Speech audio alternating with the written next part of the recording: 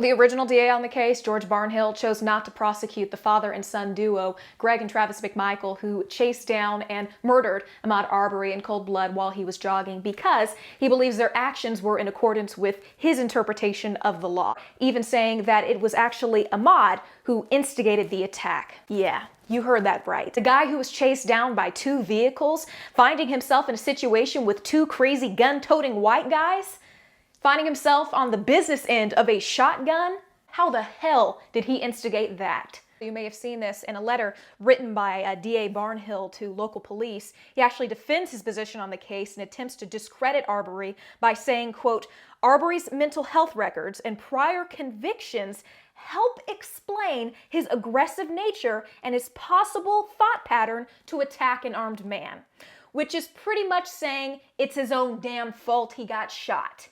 All of this prompting the New York Times to reach out to Michael J. Moore, who was an Atlanta lawyer and actually a former U.S. attorney who served in Georgia, about DA Barnhill's review of the case. In his view, Mr. Moore said, the McMichaels appeared to be the aggressors in the confrontation, and such aggressors were not justified in using force under Georgia's self-defense laws. The law does not allow a group of people to form an armed posse and chase down an unarmed person who they believe might have possibly been the perpetrator of a past crime. DA Barnhill has already recused himself from the case after protests from Ahmaud's mother due to conflicts of interest and, of course, growing attention on the case, I would imagine, as well. So now the new DA, the third DA who's handling the case, has recommended that a grand jury decide whether or not to indict. But unfortunately, with coronavirus restrictions, juries are not allowed to convene in Georgia. That could change, but at this time, that's the situation. And I find it kind of funny because Georgia has already begun reopening non-essential businesses. Hair salons, gyms. You don't have to wait to get your hair done,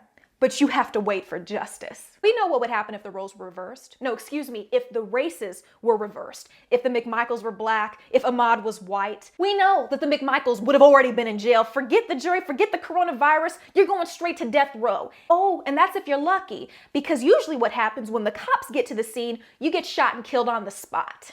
These McMichaels look like a gang to me. Talking about some kind of citizen's arrest. That's a drive-by shooting if I've ever seen one. Gangland shooting in the middle of the suburbs. Handle it accordingly, because we already know how this would go down if the McMichaels were black.